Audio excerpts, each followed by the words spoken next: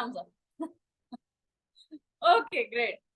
So, today's class is very special, okay? But it is a little bit complex also. Today, we will learn about various different aspects of Hinduism, various different rules that we follow in Hinduism, and different things that there are in Hinduism, okay? We'll see what there are a lot of things, and I couldn't put all of them in one slide. I mean, one presentation. So I think I'll have to split this class into two different presentations. So today we'll learn half of the things. Next class, we'll learn some more things about Hinduism. Okay? Okay. So let me share the screen.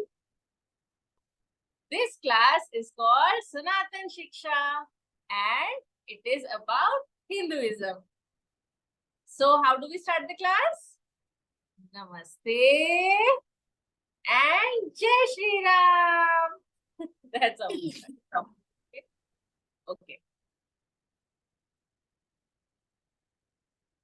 Now we will start this class by learning some cool facts about our culture. First thing is Hinduism is the world's oldest religion. World's oldest. Second, the ancient language, Sanskrit, is the main language of Hinduism. Hindi also came from Sanskrit. Hindi came later. But Sanskrit is the main language in which all the scriptures, all the books are there. And in fact, in the previous period, like long ago, people even used to talk in Sanskrit. How cool is that? Isn't it? Okay. Now, third thing. Hinduism has lots of gods and demigods. Like in Christianity, we know there's Jesus. We know there's some fairies, but mostly there's Jesus, who's the son of God. And then there's God. Okay. In other religions also, there is mostly one God. Okay. But in Hinduism, there are lots of gods. Okay. And demigods. I'll tell you all about them slowly. Okay. So that's the third thing, and it is really, really cool. Okay. Some of the gods are Ganesha, Hnumanji, Lord Shiva, Lord Brahma, Lord Vishnu. Right? Okay. Next. Hinduism is mainly followed in India. That we know already.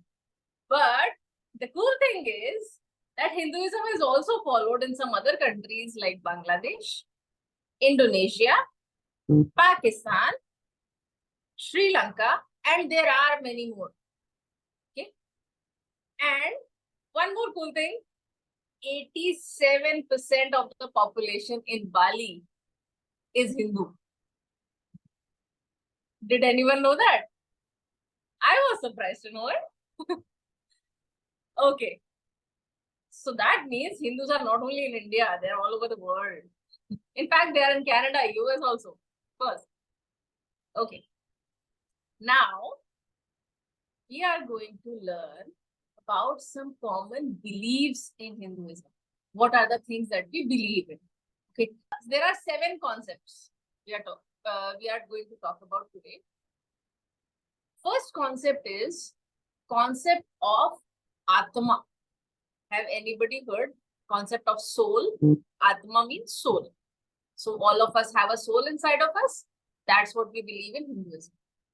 So we believe that every living being has an individual and immortal soul.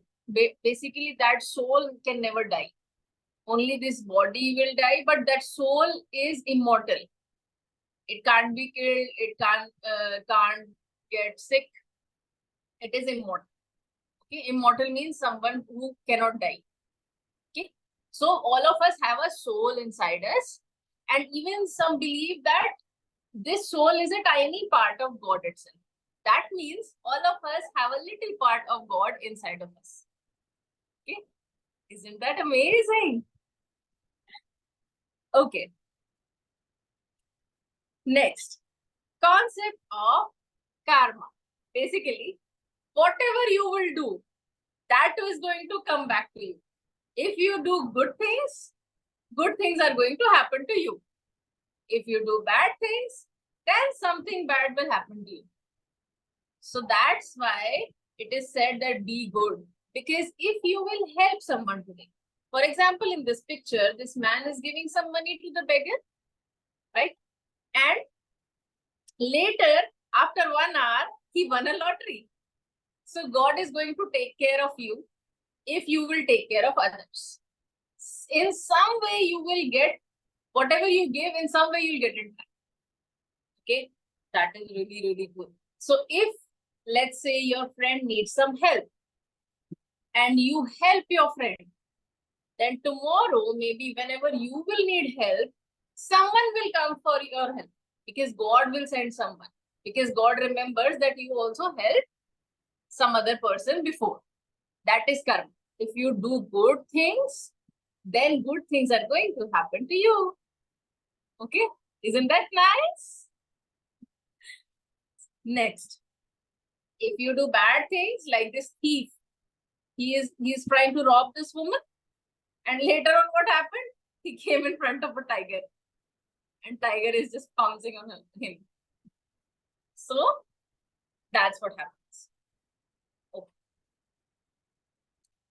Next, concept number 3.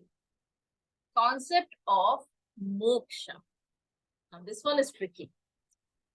Now, before telling you about this concept, as we already know, that we have soul inside of us, that is Atma, right?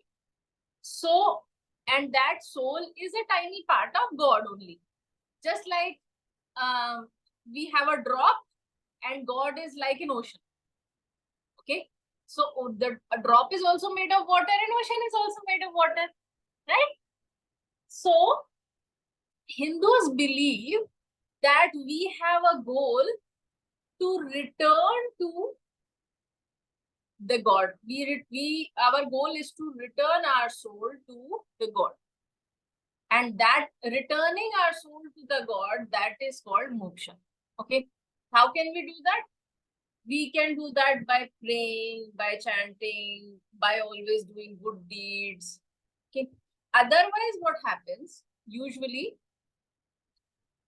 people, whenever a person dies, his or her soul will get into another person's body, another child's body. They will take birth again into some other house, maybe into some other country. Then they will grow old. They will do some good things. They will do some bad things. Then again they will die. Then they will take birth somewhere else. And this keeps on happening and happening and happening. So in Hinduism, we believe that our goal is to get out of this cycle and get our Atma back to God rather than being stuck in this cycle. That is what moksha is. Concept of time cycle.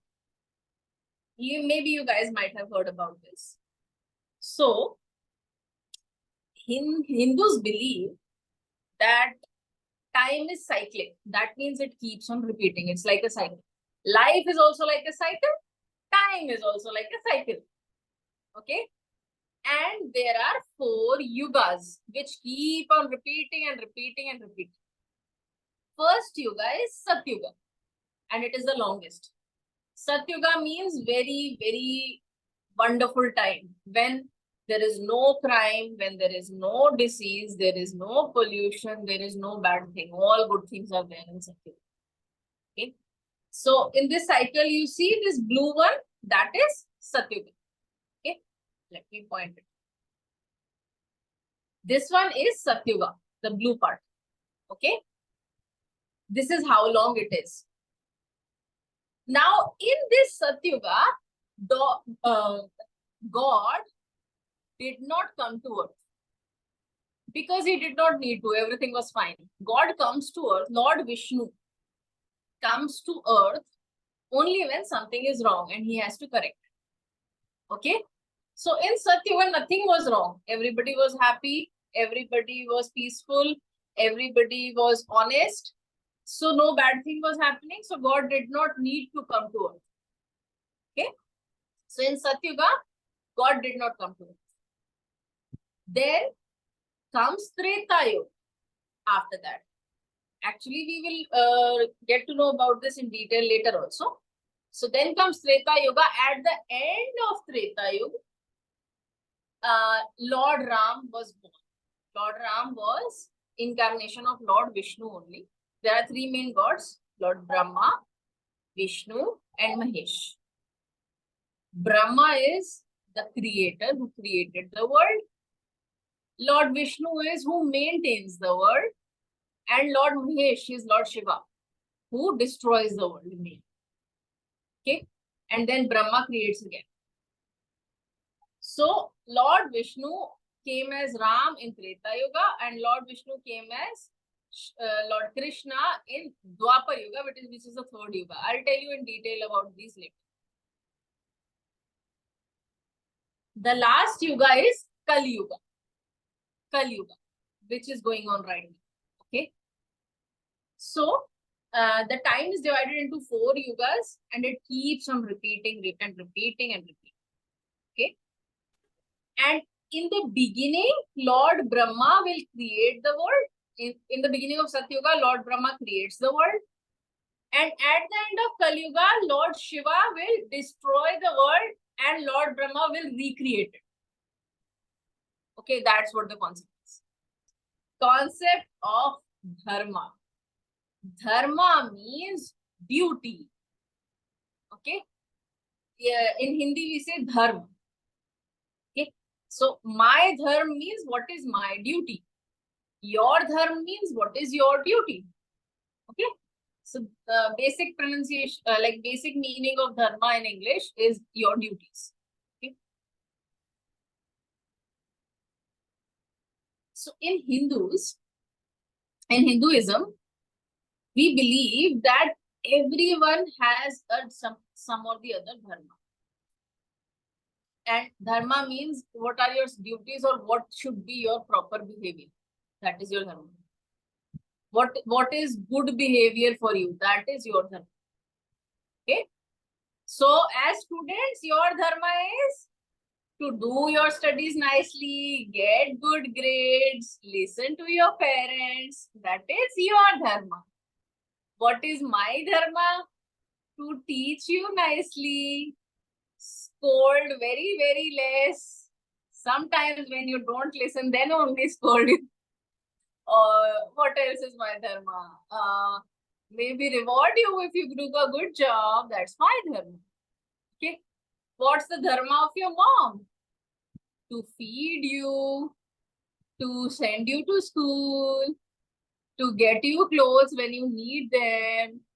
Okay. So everybody has some dharma and everybody's dharma is different. Okay. As long as everybody is following their dharma, then God does not need to come to earth. Okay. When does God come to earth? When dharma is being disturbed. When people are not following their dharma, then chaos happens. And then God has to come to earth to re-establish the peace, kill off the bad guys, or maybe tell people that no, this is the wrong way, this is the right way. So that's why God comes to earth. Otherwise, he doesn't need to come to earth. Okay.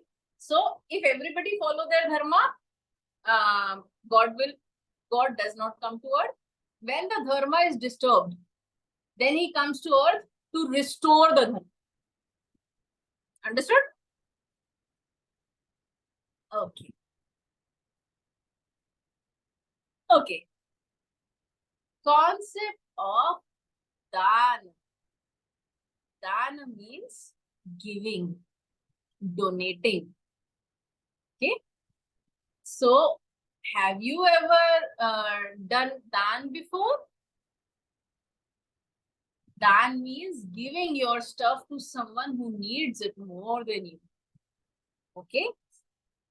This is a very important concept in Hinduism, and it is considered that everybody should do Daan. Okay, once in a while. Maybe not every day, But once in a while, whenever you get a chance, and according to your resources, whatever you have, okay, if somebody has this much, then they can give this much. If somebody has this much, then maybe they can give this much, right? So according to how much you have, maybe like if maybe you have 5 chapatis in your lunchbox, maybe you can share 1 chapati with your friends. So, but that's not dana. Sharing food with your friends, that's actually not dana. I'll tell you what it is. So, dan is first of all Sanskrit word for donating, and whoever donates also benefits from it because that adds to our good karma. And if we do good karma, we get good back from God. So, whoever does dan also has some benefit later. And dan also benefits the person who is getting it because that person is getting the help. Like if you are doing dan, if you are giving, if you're donating your stuff to a poor child, then that child is also benefiting because maybe that child did not have books and you gave him a couple of your books, your old books, then that child will also benefit. So everybody benefits from dan. We have a lot of holy scriptures. I'll tell you about that in next class. But one of the holy scriptures is called Parashar Smriti. Parashar Smriti. In that holy scripture, it is written that a person, when the person grows up and when you start earning, you should at least give 8% of your income as dan. Okay. But you know what? Dan is not just giving money. It's not just about giving money. Okay. You can give, you look at this picture. You can donate plants. You can donate blood. People donate blood also, right? Even people donate their organs. People can donate their heart. So there are organ donors also. I'll tell you about that in details later. You can donate food. You can donate your toys, your shoes. You can donate medicines. You can even donate teachings. Okay. Giving shiksha is also a dan. Okay. So it's not just about giving money. You can give anything that you have in surplus. Okay. Understood? Yeah. Okay. Okay. Next. Concept of sacred animals. Now here you'll see a really cool picture of this fish. I'll tell you about it. We'll watch a story about this also. Okay. Now, as you all know, in Hinduism, we consider animals as holy. Okay. And why is that? Because Hinduism promotes compassion and kindness towards animals. Hinduism says that we should be very kind towards animals. We should care for them because they can't speak. They can't do the things that we can do. So we have a duty. It is our dharma to take care of animals. Okay. Now, also, different gods and goddesses, as you know, mount on different animals, like Ganesha mount on a mouse. Mata that we, that we learned about last class in Navratri class. We learned that Mata comes on a lion or a tiger, right? Then Lord Vishnu mounts on a snake. And then there are so many different gods and goddesses. Lord Indra comes on an elephant. Then Lord Kartikeya, who is the younger brother of Lord Ganesha, he comes on a peacock. So all gods and goddesses have some or the other animal as their mount. So because those animals are holy, they're sacred, they're very special. Okay. Next. Other than that, Lord Ganesha has face of an elephant. So even God has face of an elephant. That's why elephants are sacred.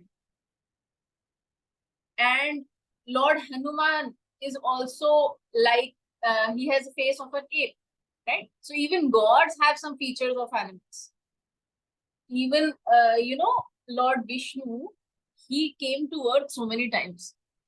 He came to earth 10 times. So out of those 10 times, 3 times he came as animals. Once he came with a lion face. I'll show you that story, to save one of his bhakt, one small child. Okay. Once he came as a fish, and once he came as a tortoise. Okay, so even God came to earth as animals. So to show that animals are also very, very important. Okay, and we should take care of them. One most important animal that is considered very, very holy, very, very sacred in Hinduism is cow. We say that cow is holy, and we say that cow is our mother. Why? Because we drink her milk. And so whose milk will we drink? Our mother's milk. So if we drink cow's milk, then that means cow is like our mother. Okay? So cow is specially considered very, very holy. And we praise her. In fact, we do her puja. Just like we praise the gods, same way we praise the cows. Okay? If anybody hurts any animal, it is considered a very big sin. Okay? And it is very bad karma. So never ever hurt any animal. It will add to your bad karma. Okay, kids? Okay. Okay.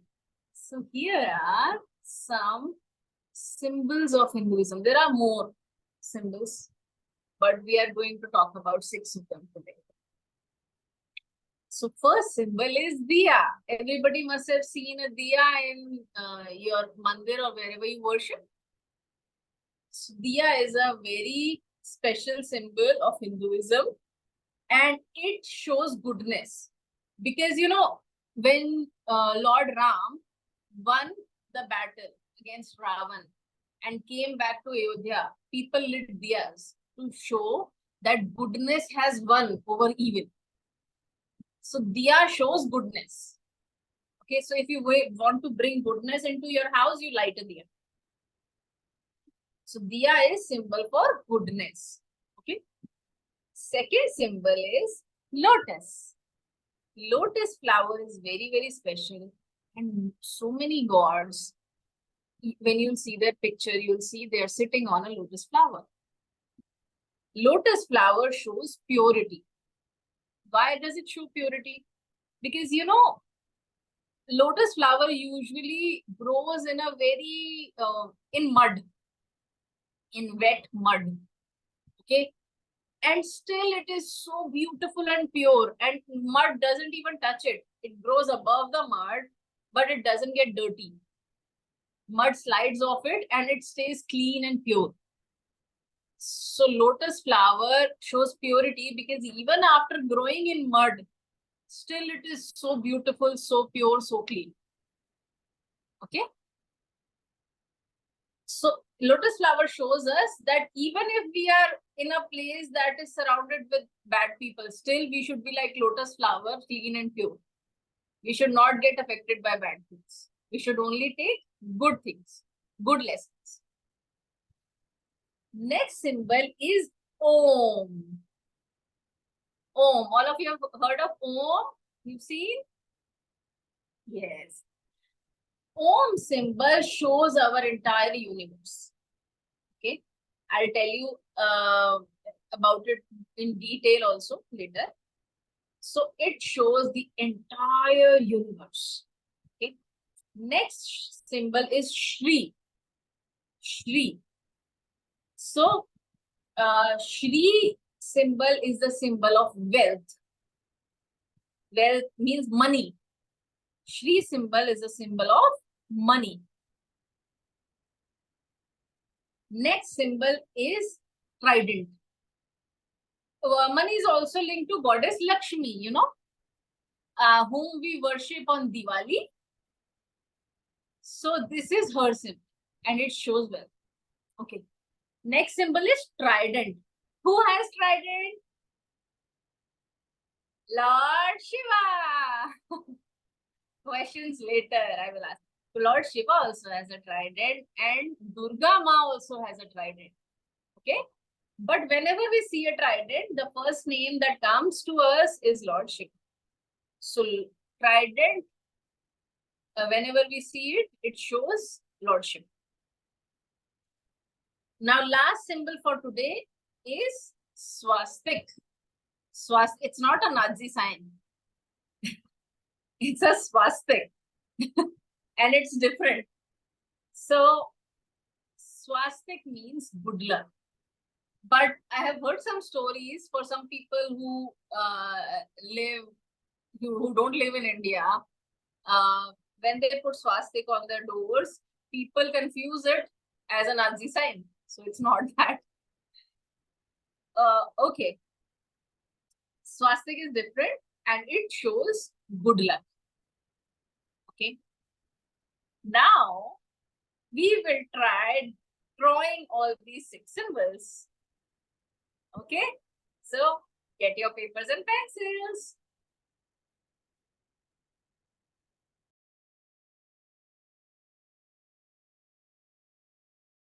All of you, show me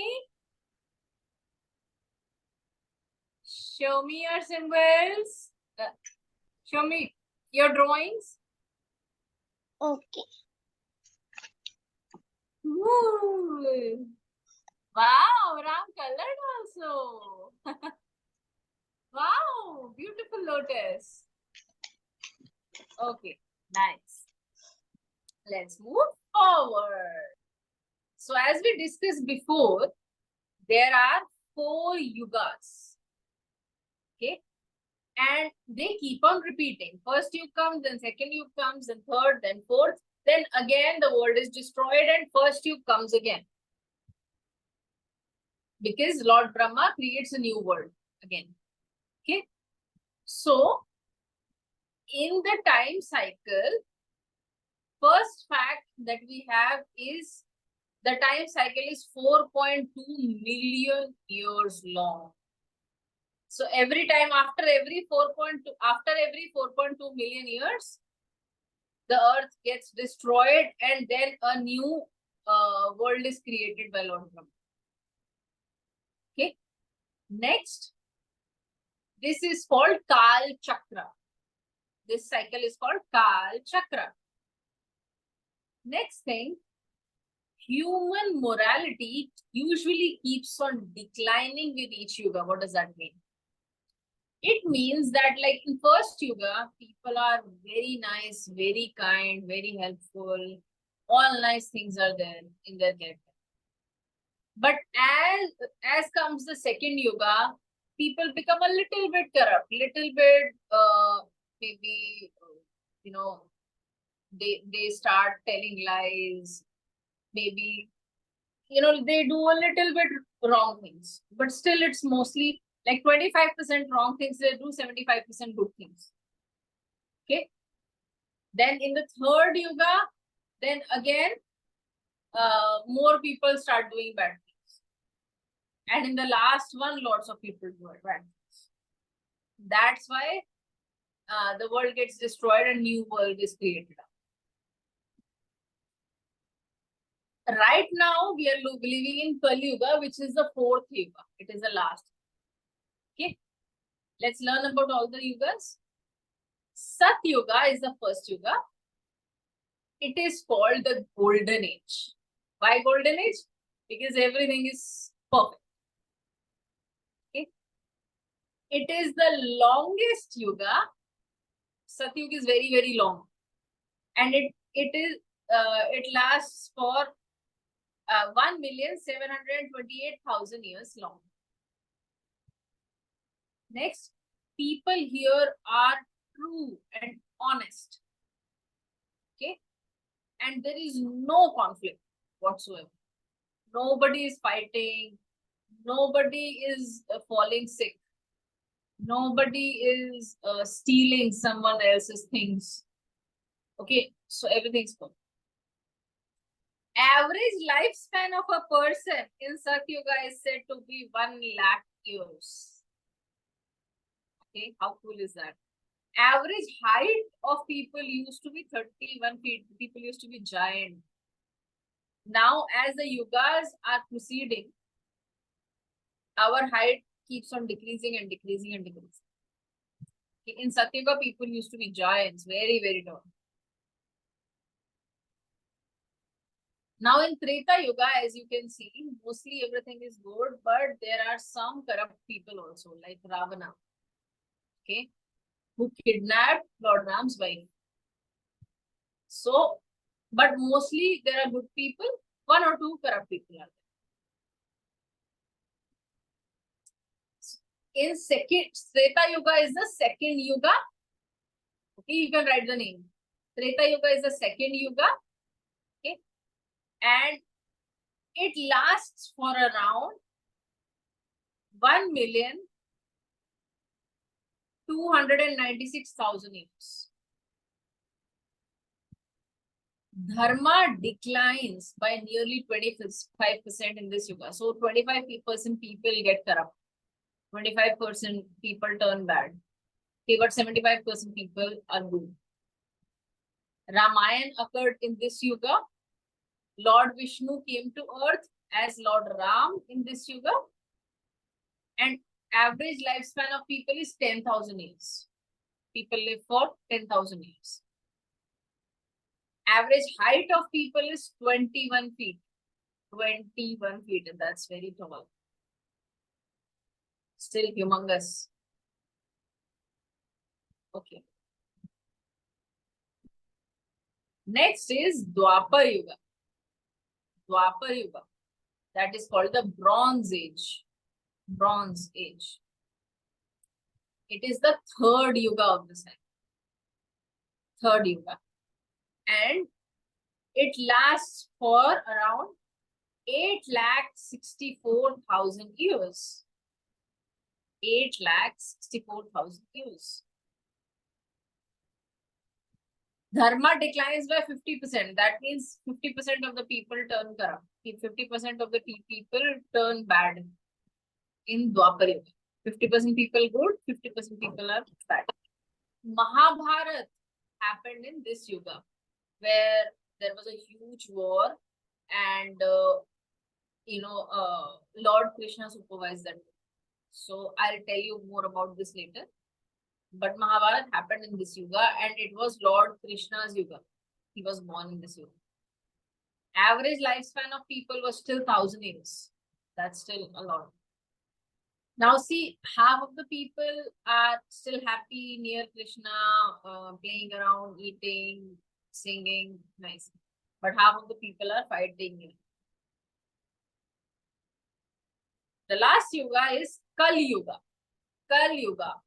It is called the Iron Age. The Iron Age. Okay. In Kali Yuga, 75% of the people turn bad. Still some good people are there. Okay, still little good people are there. But 75% of the people go in the bad direction. Okay. So there are lots of wars happening. People are treating animals very poorly. They are even kicking them or maybe animal testing, they're putting them in cages, all that.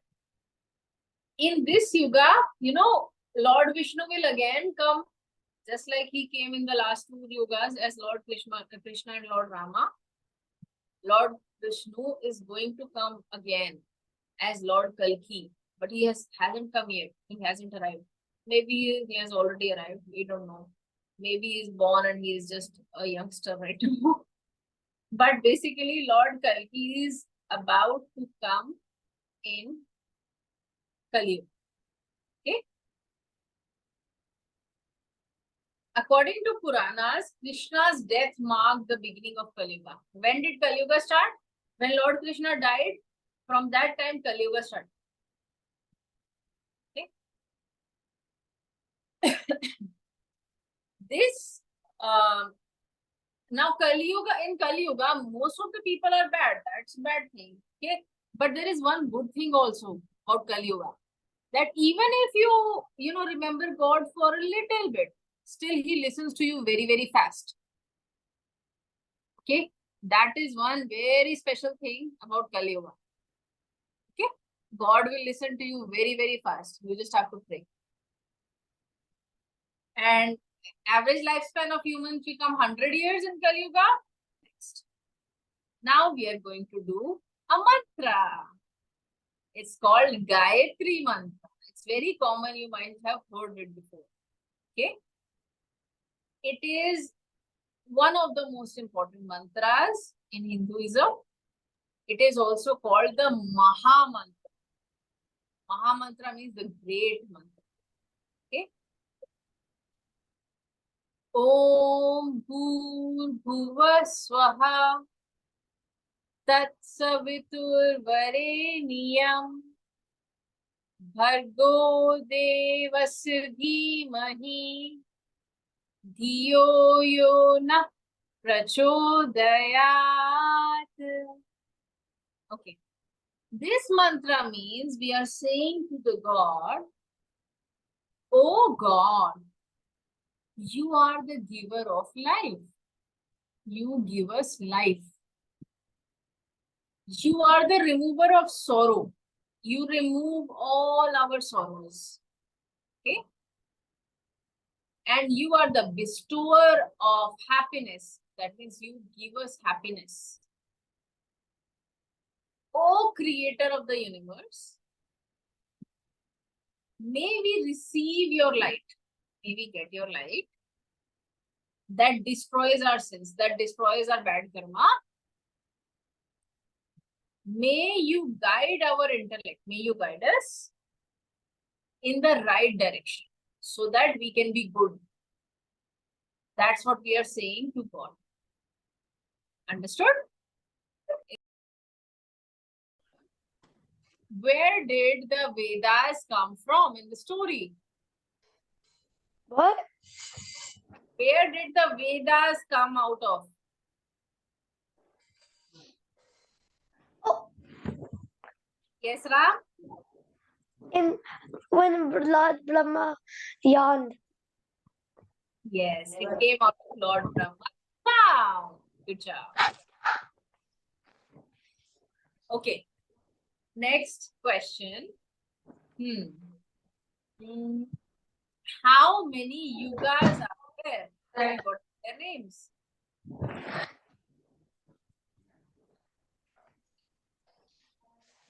Okay, yes. Ram?